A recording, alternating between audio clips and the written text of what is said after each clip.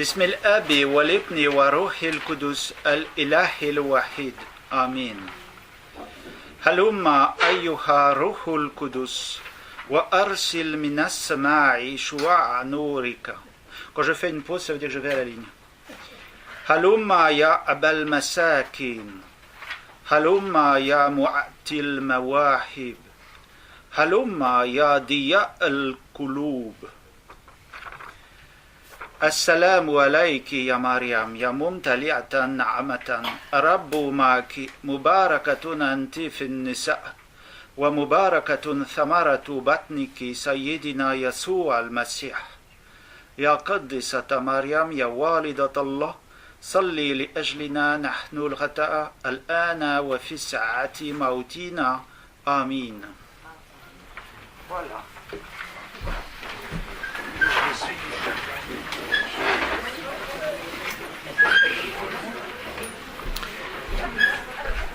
Alors, vous m'entendez convenablement, ça va? Donc aujourd'hui, je vais commencer quelque chose que je poursuivrai le 23 août, qui sera le matin cette fois-ci, qui est c'est le sujet de mon mémoire de licence canonique, donc de master. J'ai passé au mois de mai et voilà, je vais vous en dire quelque chose, une partie de ce que j'ai dit à l'oral, et puis ensuite j'en viendrai à une partie de ce que j'ai étudié dans ce mémoire, qui fait donc une centaine de pages. Un mémoire de master, c'est jamais très très très long. Et voilà, alors j'essaierai de vous en dire ce que je peux, compte tenu du fait qu'en fait le sujet était un petit peu long. Le sujet, c'était le Aïssa musulman et le Jésus chrétien à partir de la traduction de la controverse de Abu Qurra, évêque de Haran en Syrie au 7e siècle, et le calife Al-Ma'moun. Voilà, donc c'est un peu long, mais tout ça pour dire que ça a donc commencé par la traduction d'un texte arabe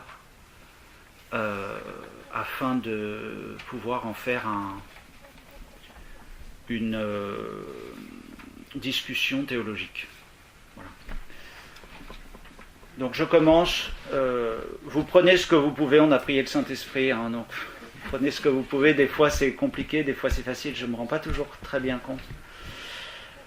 Autour du 7e siècle apparaît dans un nouvel ouvrage un visage dont on n'avait encore jamais entendu parler. Visage assorti d'un nouveau nom, jusqu'alors inconnu lui aussi. Cet ouvrage est le Coran. Ce nouveau visage porte le nom de Aïssa. Je vais l'écrire au tableau. Il est musulman, fils d'une musulmane. Très vite, cette nouvelle figure a été assimilée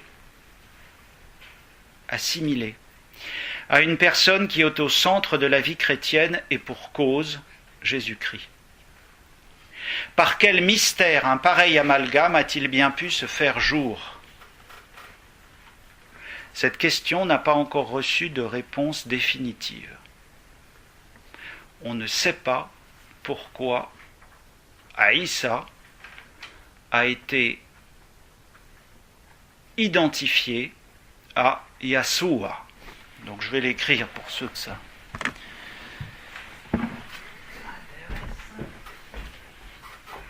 Je vous préviens, j'ai fait très mal. Donc Aïssa en français, ça s'écrit comme ça.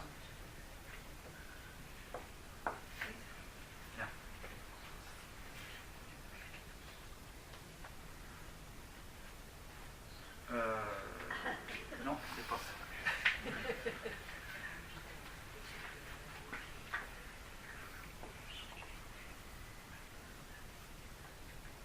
Décidément, j'ai pas de chance. Bon, enfin, c'est pas très grave, de toute façon, vous ne l'ayez pas en arabe, ça vous fera pas. Donc voilà. Donc ça, c'est Aïssa, et Yassoua.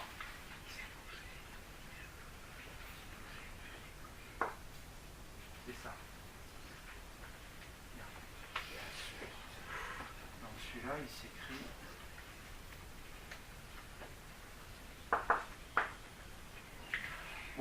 cas, vous voyez que la graphie est quand même pas la même, à part ces lettres-là.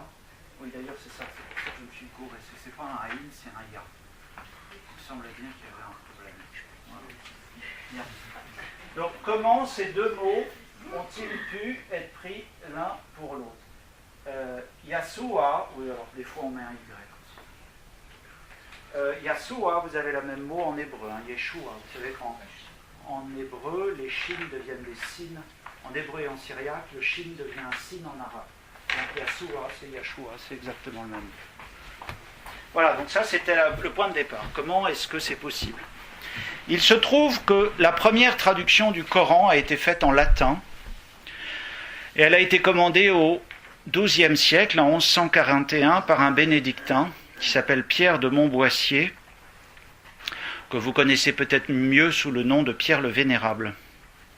Or, à la sourate 3, verset 45, là où l'on peut lire dans la version arabe « Ô Mariam, voilà qu'Allah t'annonce une parole de sa part, son nom sera Al-Masih, Aïssa, fils de Myriam », le texte latin dit « O Maria, tibisum minunci gaudium cum verbo Dei, cuius nomen est Christus Jesus filius Mariae ». Donc vous voyez que la première traduction en langue vernaculaire identifie Aïssa ibn Mariam avec Jésus-Christ, fils de Marie. C'est un fait. Bien. Comme on l'entend, l'assimilation entre ces deux figures musulmanes et chrétiennes est tout simplement affirmée du côté de l'Occident. De même, comme en témoignent bien des traductions en langue vernaculaire.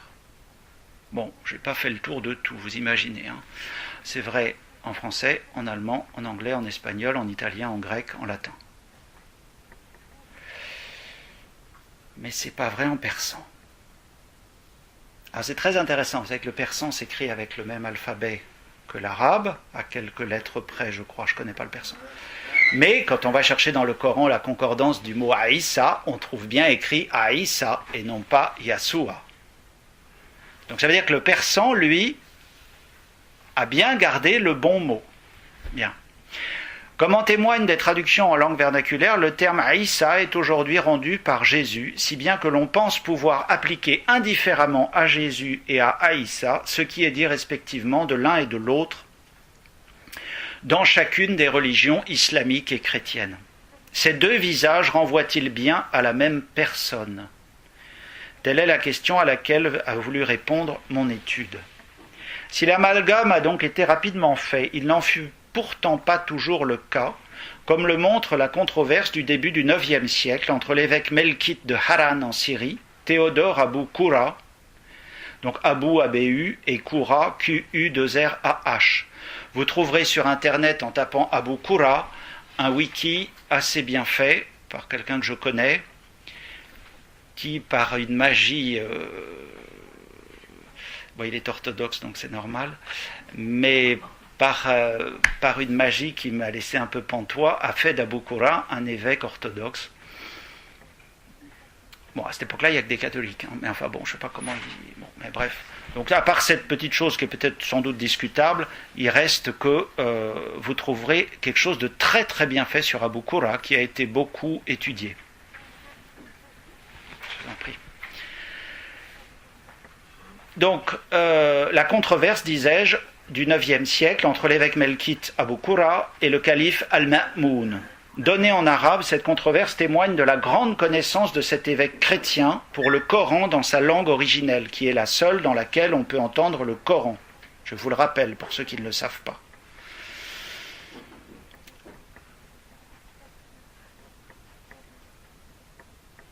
Le melkite fait preuve d'une vaste connaissance théologique de la doctrine chrétienne, qu'il n'hésite pas à professer intégralement. Pour ce motif, cette controverse a pu donner un cadre fort intéressant pour une étude comparative entre ces deux visages, précisément. Tout au long de ce dialogue, le chrétien applique une méthode nouvelle pour échanger avec ses interlocuteurs musulmans. Et ça, c'est tout à fait intéressant. Jusque-là, en effet, on est au IXe siècle. les échanges qui pouvaient avoir lieu entre les représentants du christianisme et ceux des diverses hérésies chrétiennes consistaient en des citations, commentaires et interprétations des Écritures saintes chrétiennes. C'est une évidence, mais ça vaut la peine d'être relevé. On ne se disputait qu'à coup d'Écritures saintes. Concernant l'islam, Jean Damascène, pas tout à fait rien, docteur de l'Église, avait utilisé la même méthode, mettant en opposition les Écritures saintes et le Coran. Théodore Aboukura va faire un choix différent. Il ne cherche plus à convaincre d'erreur ses adversaires par des citations scripturaires chrétiennes, mais il s'empare du texte coranique afin de démontrer à ses adversaires qu'ils n'ont pas compris le véritable sens de ce texte.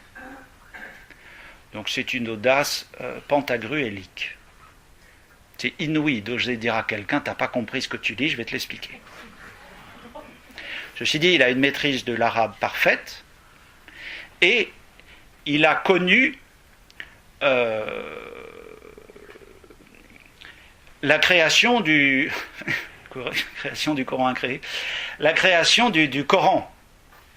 Il a connu les versions orales qui ont circulé, parce que ce sont des peuples de langue orale.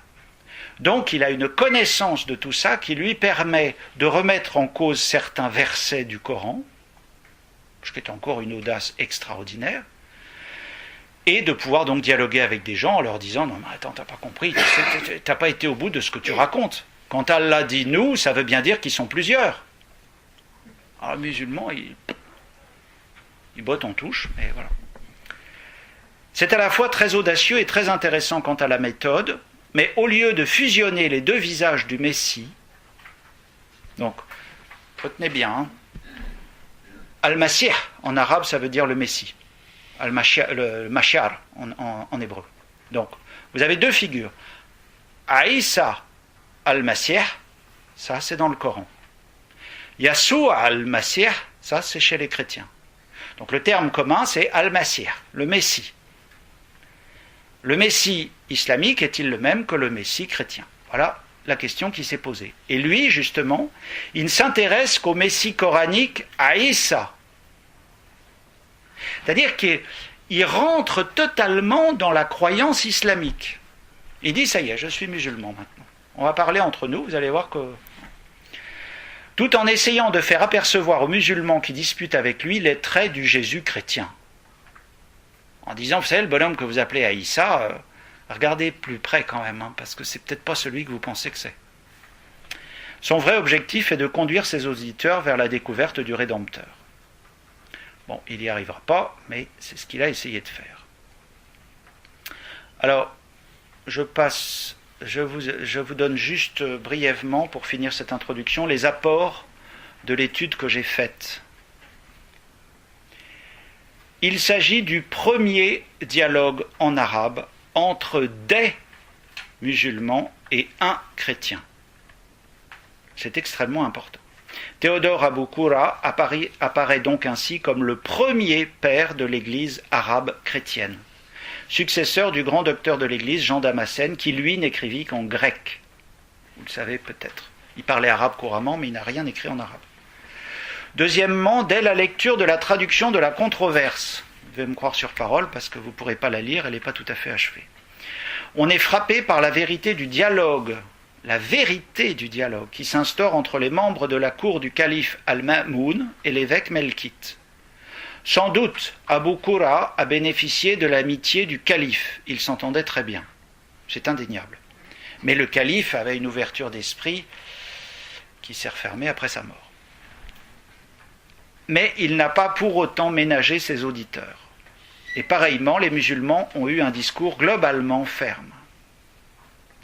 Troisièmement, il est un point très important à relever, parce que, à ma petite connaissance, c'est unique dans l'histoire de l'islam. C'est la volonté de dialogue de la part des musulmans. Alors, attention, Quand je dis des musulmans, je veux dire des autorités islamiques. Il peut y avoir évidemment des musulmans que vous connaissez, avec qui vous pouvez parler. Ça, je suis tout à fait d'accord. Mais du point, le calife, khalifat en arabe, ça veut dire le successeur. Le calife, c'est le successeur de Muhammad. Et puis c'est le successeur du successeur du successeur. Donc le calife, c'était l'autorité la plus haute à l'époque. Il faut quand même voir ça. Donc l'autorité la plus haute a voulu dialoguer avec un chrétien. Ça dure 30 ans, mais l'intérêt de tout ça, c'est de se dire, à l'époque où les musulmans voulaient dialoguer, qu'est-ce que les chrétiens disaient ? On a peut-être des choses intéressantes à apprendre là-dedans, pour nous aujourd'hui. Voilà, les divers dialogues contemporains officiels ne sont plus, sauf exception près peut-être, depuis longtemps, le fait que de la volonté des seuls chrétiens. C'est les chrétiens qui veulent dialoguer avec les musulmans. Les musulmans, ça ne les intéresse plus du tout. Enfin, quatrièmement, ce dialogue correspond parfaitement à ce que le magistère récent demande. Le pape Benoît XVI déclarait lors de son voyage apostolique à l'occasion du 150e anniversaire des apparitions de Lourdes, devant les évêques de la Conférence épiscopale de France.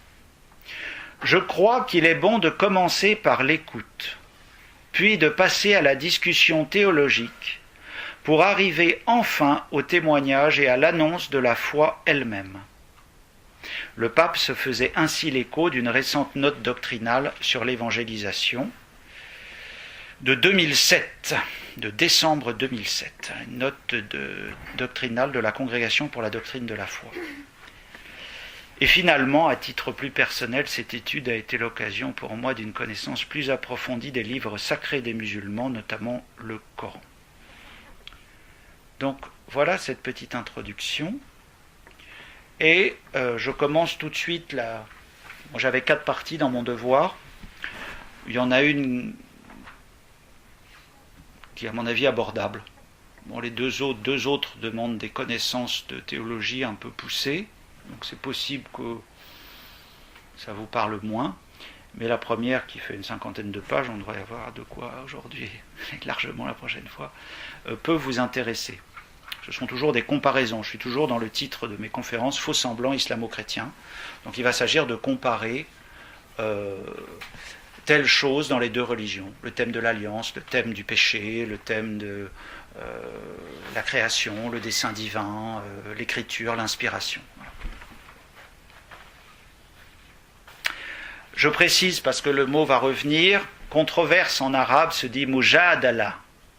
Alors je le dis, bon, j'essaierai de le traduire au passage, mais si j'oublie, voilà, la controverse, c'est le support de tout ce que j'ai fait, hein.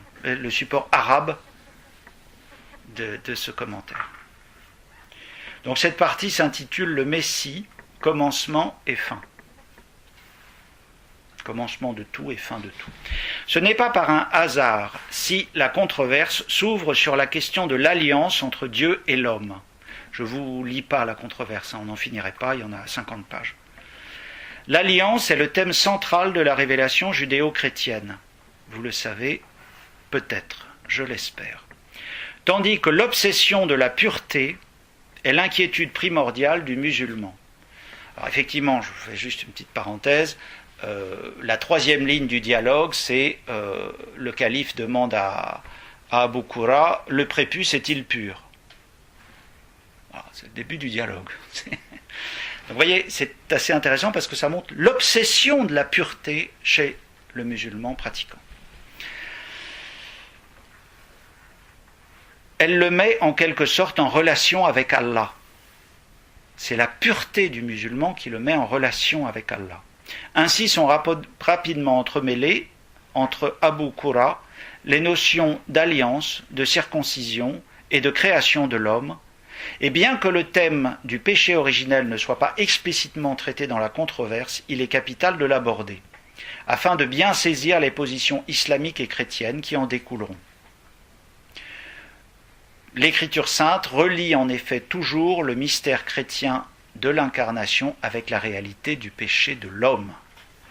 Je fais une petite parenthèse pour les nouvelles têtes. Islamique, c'est l'adjectif qui vient de islam. C'est-à-dire que musulman, c'est jamais un adjectif. Que ce soit clair dans votre esprit. Une université musulmane, ça n'existe pas. Nous, quand on entend université musulmane, ça veut dire c'est soft, c'est des gentils. Quand on entend université islamique, ça veut dire ils doivent être raides, ceux-là. Non, université islamique, c'est le terme juste. Mudrasat islamiyya. C'est comme ça que ça se dit. Mudrasat muslamiyya, ils vous regardent en disant, c'est quoi ton truc là? Musulman, c'est lié à la personne. C'est pas lié à, on peut pas dire, je sais pas quoi, à une école, une université musulmane, une république musulmane, république islamique. Alors méfiez-vous parce que l'amalgame, c'est même plus de l'amalgame là, c'est constant quand vous l'entendez. Si la controverse s'achève sur le thème du paradis, ce n'est pas sans avoir fait une large place au mystère de la croix. Par le mystère de sa mort et de sa résurrection, le Messie nous a obtenu cette entrée auprès de Dieu, son Père, dans le paradis. Ce mystère de la croix fut annoncé par les prophètes. Alors, comment ça marche? Le Messie au cœur du dessein divin. Dieu veut que tous les hommes soient sauvés et parviennent à la pleine connaissance de la vérité, déclare saint Paul. Colossiens 1,15. Tel est le dessein divin que Dieu réalise sur l'homme au matin de sa création. Dès l'origine, Dieu veut tout ce qui est nécessaire à la béatitude de sa créature. La mort violente de Jésus n'a pas été le fruit du hasard par un concours malheureux de circonstances. Elle appartient au mystère du dessein de Dieu. Catéchisme de l'Église catholique, numéro 599. Depuis la création d'Adam, ce dessein divin de salut qui s'accomplit est annoncé par les prophètes pour nous conduire par le mystère rédempteur de la croix du Christ jusqu'à la vision de Dieu, si nous le voulons bien. Ce n'est pas automatique, il y a un consentement de notre part. Le tout premier échange théologique de la controverse s'ouvre sur la question de la pureté du prépuce, je vous l'ai dit. Abu Qura renvoie aussitôt son interlocuteur au dessein de Dieu sur l'humanité. La question de l'origine de la création d'Adam est alors discutée. Elle conduit tout naturellement à un échange sur le thème de l'alliance avec Dieu. Puisque, dans l'Ancien Testament, vous apprenez dans le livre de la Genèse le thème de l'alliance qui vient très vite. Cette alliance, du point de vue chrétien, s'accomplit pleinement dans la nouvelle alliance instituée par le Messie et scellée dans sa croix, en vue d'obtenir pour chaque homme la béatitude éternelle. Ces thèmes défendus par Abu Qura méritent un approfondissement et une mise en parallèle avec les thèses théologiques des musulmans qui composent la cour du calife. Donc, premier thème, la création de l'homme et le péché originel. C'est avant tout sur le visage de l'homme saint, juste, animé de sagesse, de bonté et d'amour, que se reflète l'image de Dieu. Alors ça, c'est du rabbin Eli Munk, dans les premières pages de la Voix de la Torah. Et c'est un témoignage pour dire que c'est Dieu qui a modelé cet être. Donc, dans cette affaire-là, Abu Qura déclare « Ne sais-tu pas, ô prince des croyants, que Dieu, qui est puissant et grand, a créé notre père Adam de la terre et a insufflé en lui un souffle de vie ?» Al-Mamoun répond « Oui, je sais. » Alors Abu Qura dit « Alors bien sûr, Dieu, loué soit-il, l'a formé par sa droite et à son image et à sa ressemblance. » Et Al-Mamoun répond « Oui. » Ce qui est extrêmement étonnant parce que, vous allez voir pourquoi. L'affirmation d'Abu Qura est un écho direct au premier verset du livre de la Genèse. Dieu créa l'homme à son image. À l'image de Dieu, il le créa, homme et femme, il les créa. Seule créature sur terre que Dieu ait voulu pour elle-même. Gaudium et Spes, numéro 24. L'homme connaît, selon la doctrine catholique, une dignité tout à fait singulière, tout à fait unique. Créé à l'image de Dieu, il acquiert la dignité de personne, comme l'affirme le catéchisme de l'Église catholique, numéro 357. La création à l'image de Dieu le rend capax Dei, un terme de la patristique qui veut dire que nous sommes rendus capables de Dieu, d'accueillir Dieu, selon la formule de saint Augustin. C'est-à-dire que l'homme se trouve dans une vocation à communier avec Dieu. La créature sortie des mains de Dieu se trouve aussi capable de dialogue et donc d'écoute et de réponse. Toutes choses dont les versets qui suivent du livre de la Genèse rendent témoignage. Dieu parle à l'homme et s'adresse à son intelligence. Il indique à l'homme quelle sera sa nourriture. Il invite l'homme à nommer les animaux. Toute la création est donc orientée vers ce premier homme afin de lui permettre d'entrer en communion avec son Créateur. À l'affirmation d'Abu Qurra concernant la création d'Adam à l'image et à la ressemblance de Dieu, vous avez entendu que le calife a répondu affirmativement, ce qui est tout à fait étonnant. L'islam reconnaît bien la création de l'homme par Allah. Le Coran indique en effet, 58, sourate 4, verset 1. Ô homme, craignez votre Seigneur qui vous a créé d'un seul être, et a créé de celui-ci son épouse, et qui de ces deux-là a fait répandre sur la terre beaucoup d'hommes et de femmes. Le texte parle de lui-même. La création est affirmée sans pour autant avoir été retracée en détail. L'enseignement des hadiths, les hadiths, ce sont des commentaires oraux qui viennent enrichir ce qui est dans le Coran et dans la biographie du prophète. Bon, c'est un raccourci très court, mais c'est un peu... c'est ça, c'est des commentaires transmis de bouche à oreille. L'enseignement des hadiths, mais ça a la même valeur que le Coran, il faut quand même le savoir, complète le Coran et donne des précisions sur la création de la femme à partir de l'homme. Recevez de moi le conseil de bien agir envers les femmes, c'est ce qu'aurait dit Mohammed, car la femme a été créée d'une côte, et la partie la plus recourbée de la côte est sa partie haute. Si tu te mets à la redresser, tu la brises, et si tu la laisses, elle ne cesse d'être recourbée. Alors recevez le conseil de bien agir envers les femmes. Néanmoins, nous ne savons encore rien du commencement de l'histoire d'Adam tel que l'envisage l'islam. Celle-ci est rapportée ailleurs dans le Coran à travers un dialogue d'Allah avec des anges. C'est la sourate 2, verset 30. Lorsque ton Seigneur confia aux anges, je vais établir sur la terre un vicaire, khalifa, un calife, dans le texte. Ils dirent, vas-tu y désigner un, traduction mot à mot, qui y mettra le désordre et répandra le sang, quand nous sommes là à te sanctifier et à te glorifier. Réponse, il dit, en vérité, je sais ce que vous ne savez pas. C'est très coranique ça. C'est, moi je sais, vous ne savez pas. Dans le Coran, une note explicative renvoie au sujet du mot calife à la chose suivante. Ce mot peut avoir plusieurs sens. Gérant, il s'agit alors de celui à qui a été donné le pouvoir de gouverner d'autres personnes. Et calife peut aussi désigner ceux qui se succèdent les uns aux autres, génération après génération.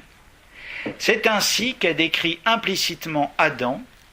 Il est le premier, non pas engendré mais créé, d'une génération d'humains, il est le premier d'une génération d'humains qu'il gouverne, au moins par mode de principe, puisque tous sont nés après lui. Le projet explicite de créer un homme est encore exprimé ailleurs dans le Coran.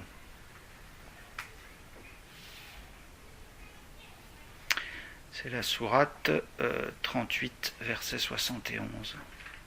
Quand ton Seigneur dit aux anges, je vais créer d'argile un être humain.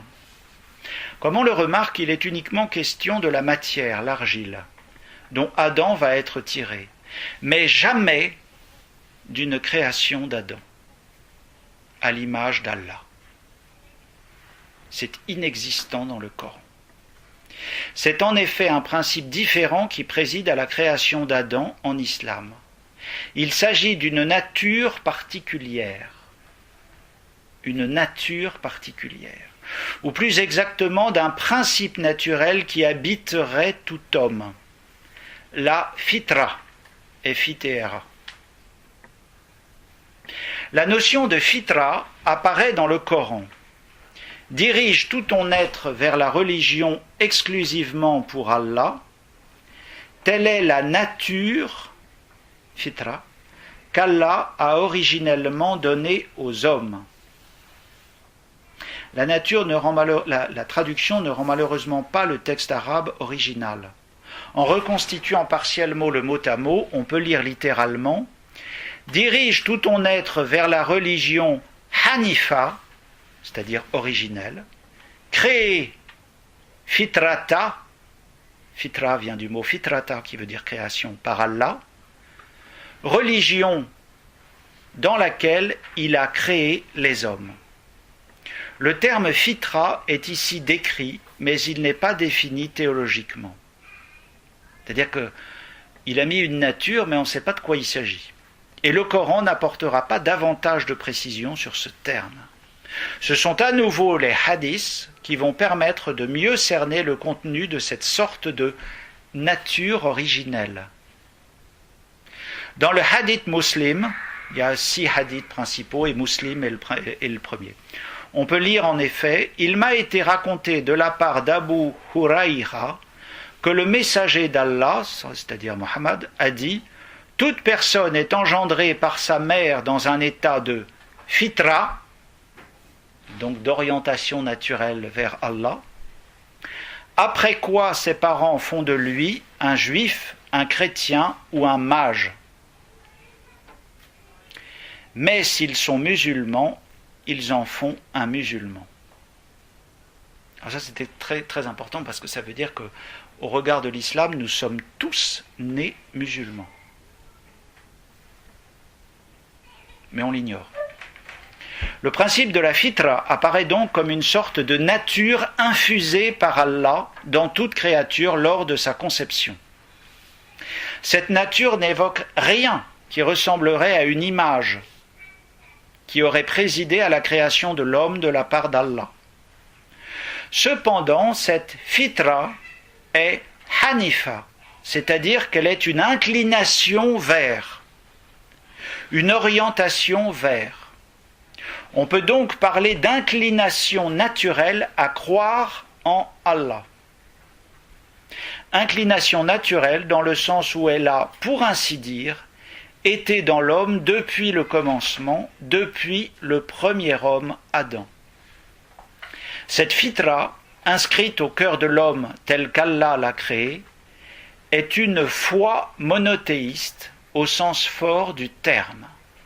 C'est-à-dire donc, en quelque sorte, Allah a mis au cœur de l'homme la foi en Allah. Ce n'est donc pas quelque chose à acquérir. Ce n'est donc pas... Vous voyez qu'on est très très loin de la notion chrétienne de foi. La foi est un acte de la volonté. C'est un don, la foi, mais l'adhésion que nous rendons est un acte de la volonté éclairé par l'intelligence. Ben là, c'est antérieur à la volonté et l'intelligence. Donc il n'y a ni intelligence ni volonté. Donc c'est une foi monothéiste au sens fort du terme. Il s'agit de croire en Allah un et solitaire. Solitaire. Le Dieu de l'islam est solitaire. C'est-à-dire numériquement singulier.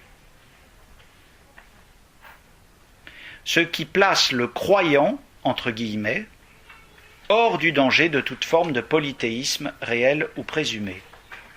L'homme qui sort des mains d'Allah n'est donc absolument pas créé à l'image ou à la ressemblance de son Créateur. Une pareille chose est tout à fait impensable en islam, comme le manifestent de nombreux versets coraniques. Allah est infiniment distant de ses créatures et rien ne saurait permettre à la créature d'approcher cet Allah. La transcendance d'Allah est absolue entre lui et ses créatures. On peut lire ainsi : Je n'ai créé les djinns et les hommes que pour qu'ils m'adorent. Bon, les djinns, c'est un espèce de truc entre les anges et les hommes. C'est assez bizarre. J'en ai parlé l'an dernier, je ne peux pas revenir dessus, c'est un peu complexe. Créateur des cieux et de la terre, il n'y a rien qui lui ressemble, c'est lui l'audient, le clairvoyant. L'islam ne rend pas explicitement compte du dessein d'Allah sur l'homme. En revanche, c'est-à-dire qu'il n'y a pas de dessein sur l'homme en islam. Le fait que tout homme soit créé avec cette inclination naturelle à croire en Allah indique qu'Allah a voulu que l'homme musulman soit tourné vers lui naturellement. Il existe donc au moins implicitement un projet d'Allah vis-à-vis de l'homme. Cette religiosité naturelle, entre guillemets, représente en quelque sorte la marque d'Allah sur sa créature, qui attend de la part de tout homme une soumission totale, ce qui est justement la définition du mot islam. La création de l'homme à l'image et à la ressemblance de Dieu dans le christianisme exprime tout au contraire une proximité entre Dieu et ses créatures. Donc vous voyez que ce thème de l'image et de la fitra nous met déjà les idées un peu au clair sur le fait que l'homme est créé à l'image de Dieu dans le christianisme, image et ressemblance, alors que Allah crée sa créature en lui disant, en lui imposant d'être tourné vers lui. Peut-on dès lors parler de foi islamique ? C'est un sujet délicat. Deuxième point, le péché originel. Il est important de faire suivre la comparaison des deux conceptions d'Adam, de sa création, par l'examen du dogme du péché originel dans l'Église catholique et de ce qu'en rapporte l'islam. Cela permettra de mettre en lumière le rôle joué ou non par le Messie comme nouvel Adam. Vous comprenez que le problème est, si pour nous le Messie est le nouvel Adam, est-ce que ce terme a un sens pour les musulmans ? La controverse aborde le thème du péché originel à l'occasion d'un échange sur la personne du Messie justement. On va en faire une pause pour vous rafraîchir. Il y a un bouton à votre gauche qui doit permettre d'ouvrir les... Je ne sais pas lequel, vous essayez, vous en trouverez un. Si ce n'est pas le bon, voilà. Ça doit être celui d'en haut à droite. Ça doit être pareil, si vous trouvez, en haut à droite. Ça s'arrête tout seul. C'est pour la survie des troupes. Voilà. Donc la controverse aborde le thème du péché originel à l'occasion d'un échange sur la personne du Messie. Et la parole d'Allah, dit-il dans la controverse, est survenue à la ressemblance de l'homme sans le péché. La parole d'Allah, c'est le Messie. Le péché d'Adam est évoqué dans le Coran dans des termes qui rappellent quelque peu ceux du livre de la Genèse. Alors là, je vous demande de faire un petit effort, si vous arrivez à écouter, c'est de faire abstraction de ce que vous connaissez. C'est le plus grand... Enfin, c'est très prétentieux ce que je dis. Je pense aujourd'hui que c'est un des très grands torts des chrétiens de... On en parlait tout à l'heure, hein, au blabla qu'on avait juste avant. Là. C'est un des très grands torts des chrétiens de projeter dans l'islam ce qu'ils connaissent. Et c'est un manque de respect extraordinaire. Le musulman pense ça, il pense ça. On n'est pas en train de dire, non, il te manque un morceau. Non, voilà ce qu'il pense. Il faut être bien respectueux. Alors ce que je vais vous lire, c'est à la sourate 2, versets 35-36. Alors, j'ai pas dit, cette fois-ci, j'ai pas dit d'où je sortais mes traductions. Hein. La traduction que j'utilise est celle de Médine, qui est la seule qui est, je ne vais pas dire qu'il soit halal, mais enfin c'est la seule qui est en quelque sorte l'imprimature de Médine, la ville sainte Médine. C'est la traduction d'Amidullah, qui est éditée par le complexe du roi Fahd, F-A-H-D. Alors c'est très important, parce qu'évidemment ça n'est qu'une traduction, donc ce n'est pas la vraie version, puisque la seule version est en arabe. Sur tous les Corans, vous trouverez écrit traduction du sens des versets, et pas la traduction des versets. Bon, et donc c'est quand même la traduction qui est reconnue chez les musulmans. Et nous dîmes, ô Adam, habite le paradis, toi et ton épouse, et nourrissez-vous-en de partout à votre guise, mais n'approchez pas de l'arbre que voici, sinon vous seriez du nombre des injustes. Peu de temps après, Satan les fit glisser de là, et les fit sortir du lieu où ils étaient. Et nous dîmes, nous ça doit être Allah, descendez, entre parenthèses, du paradis, ennemis les uns des autres, et pour vous il y aura une demeure sur la terre et un usufruit pour un temps. Voilà ce que nous avons au sujet de ce qui ressemblerait à l'épisode du péché originel. Sourate 2, versets 35-36. Si les éléments composant le récit biblique du péché d'Adam sont presque tous réunis, il faut quand même faire un sérieux effort d'imagination pour deviner où le Coran veut en venir. Lorsque l'on veut donner un sens à un passage du Coran qui semble rappeler la Bible, la tentation est habituellement de partir du principe, posé a priori, que le récit coranique résume ou interprète le récit biblique. Et cette pratique est erronée de deux manières. C'est pour ça que je vous disais d'éviter de le faire. Car si le Coran dit reconnaître les écritures antérieures, on a ça dans Sourate 2, 91, 3, 23 et 3, 50 par exemple. Si le Coran dit reconnaître les écritures antérieures, donc ils reconnaissent la Genèse, dans la pratique, l'accès à ces écritures est interdit aux musulmans. Il est donc impossible à un musulman de faire un rapprochement entre les récits bibliques et coraniques, ni de compléter l'un par l'autre. De plus, les dites écritures sont remises en cause, les nôtres, pour motif de falsification. Ces points seront examinés ultérieurement en détail. Donc si l'on se tient au récit coranique seul, on ne peut trouver aucun rapport, par exemple, entre l'arbre, Satan et l'expulsion du paradis. Si vous faites abstraction de votre foi catholique, même sans être catholique, du texte de la Genèse, vous ne voyez aucun rapport entre l'arbre qui est mentionné dans la sourate, le Satan, Shaitan, et le paradis. On constate simplement que Satan fait glisser puis sortir Adam et Ève du lieu où ils étaient. Il n'est pas davantage fait le récit d'une tentation, ni d'un dialogue avec le Satan. C'est qui celui-là?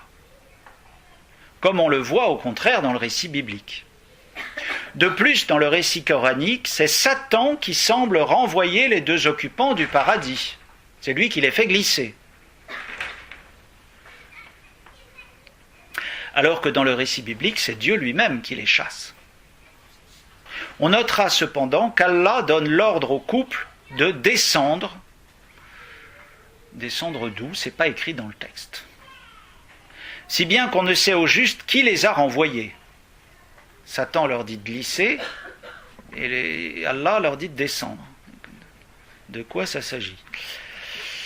Alors que dans le récit biblique, c'est donc Dieu lui-même qui les chasse. On notera cependant qu'Allah donne donc au couple l'ordre de descendre. On ne connaît pas l'identité exacte de ce Satan. Le mot arabe qu'il traduit est shaitan, dans lequel on reconnaît bien le mot Satan.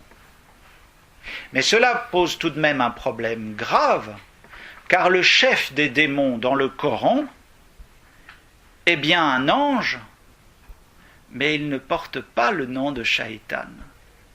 Il s'appelle Iblis.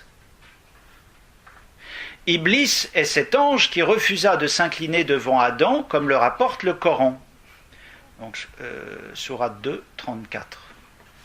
Et lorsque nous demandâmes aux anges de se prosterner devant Adam, ils se prosternèrent à l'exception d'Iblis, qui refusa, s'enfla d'orgueil et fut parmi les infidèles. Évidemment, ça, ceux qui connaissent voient une des deux théories sur le péché des anges. C'est une des deux explications. Je ne reviens pas dessus. Chez les chrétiens, s'entend. Il est donc difficile d'identifier avec certitude cet ange qui chassa Adam et Ève du lieu où ils étaient, parce qu'après tout, on ne sait pas où ils étaient. Et toujours ce danger de se dire « Ah ben si, ils étaient au paradis, qu'est-ce que t'en sais, c'est pas écrit. » Et ça ne peut pas être une erreur, parce que c'est Allah qui a dicté le texte. Donc il ne peut rien manquer. Donc le texte doit se comprendre par lui-même. Donc on ne sait pas. Le verset coranique directement suivant à celui qui évoque l'expulsion du paradis, mérite aussi de retenir notre attention. Vous allez voir que c'est assez sympathique. Puis Adam reçut de son Seigneur des paroles, et Allah agréa son repentir, car c'est lui, certes, l'accueillant au repentir, le miséricordieux. En soi, ce verset ne semble pas apporter tout de suite d'informations capitales sur le thème du péché originel.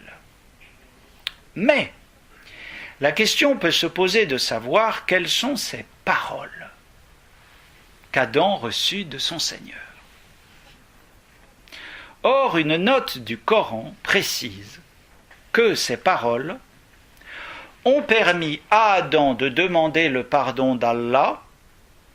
Et la note ajoute, et puisque Allah lui accorda le pardon, l'islam ne reconnaît pas le péché originel.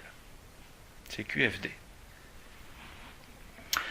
Le péché commis par Adam a donc un statut particulier dans l'islam. Il touche un interdit, comme cela a été évoqué au verset 35. Mais un interdit dont on ne connaît pas la cause. On ne sait pas pourquoi il ne fallait pas qu'il touche de cet arbre. Seul apparaît évident le fait que la règle étant enfreinte, mais on n'a même pas le récit de cette affaire-là, Adam et son épouse sont chassés du lieu où ils étaient. Cette expulsion n'est nullement expliquée, contrairement au récit biblique, dans lequel il est dit que Dieu craignit que le couple, entre guillemets, ne tendit la main vers l'arbre de vie. Contrairement au récit biblique, le Coran évoque donc une parole, ou des paroles, qu'Allah donne à Adam afin qu'il obtienne son pardon. Adam n'a donc pas commis un péché grave qui pourrait être transmis aux générations ultérieures. Il n'y a pas de péché originel en islam. Alors pourquoi voulez-vous qu'il y ait besoin d'un sauveur ?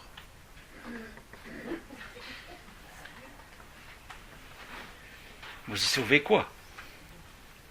Bien que la note du Coran qui vient d'être citée ait pu permettre de retrouver une interprétation du sens de cette parole, il est peut-être intéressant d'apporter une proposition d'éclairage supplémentaire. Bon, ça c'est gratuit, hein. C'est la cerise. Dans les Targumim du livre de la Genèse, les Targumim c'est quoi ? Le Targum c'est la traduction interprétative du livre en hébreu. Le livre de la Genèse est écrit en hébreu, il existe un Targum de la Genèse, c'est une traduction en araméen, mais traduction interprétative. Ça leur servait un peu de catéchisme, si vous voulez.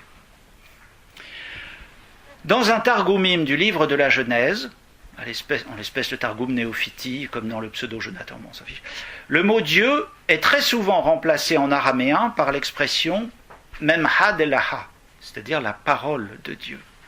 La parole de Dieu. Le mot araméen memra est le substantif du verbe araméen emar, qui signifie dire, parler. Ce substantif signifie donc parole. Peut-être est-ce l'origine lointaine de la mention coranique de cette parole remise par Allah à Adam. Ceci resterait certes à prouver. Dans ce sens, un début d'explication se trouve peut-être dans le fait que le milieu dans lequel Muhammad a évolué était perméable à la culture et à la langue araméenne. Aucun péché originel n'étant donc évoqué ni même reconnu implicitement par l'islam, il est difficile de voir comment la doctrine chrétienne sur le péché originel peut trouver un écho avec ce que le Coran en dit ou n'en dit pas. Puisque le péché commis par Adam a été aussitôt pardonné par Allah, quelle nécessité y aurait-il à la venue d'un Messie rédempteur que la tradition chrétienne nomme précisément Nouvel Adam ? À partir du récit coranique, on peut raisonnablement penser que l'homme sorti des mains d'Allah n'a pas eu l'occasion de poser un acte irrémissible, ou qu'en tous les cas, il ne l'a pas fait. Dès lors, il ne saurait avoir besoin d'un sauveur. C'est au contraire ce qui est annoncé dans le récit biblique, comme l'exprime le catéchisme de l'Église catholique. Numéro 410.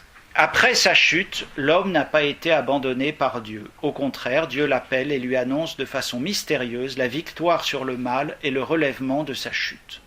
Ce passage de la Genèse a été appelé protévangile, étant la première annonce du Messie rédempteur, celle d'un combat entre le serpent et la femme et de la victoire finale d'un descendant de celle-ci. Les évangélistes indiquent le sens salvifique de cet événement mystérieux. Jésus est le nouvel Adam, resté fidèle là où le premier a succombé à la tentation.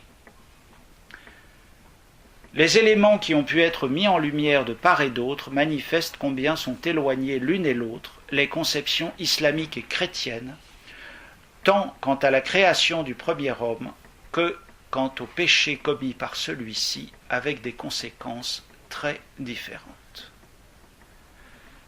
Je crois qu'on y est presque, je vais m'arrêter là si vous avez des questions.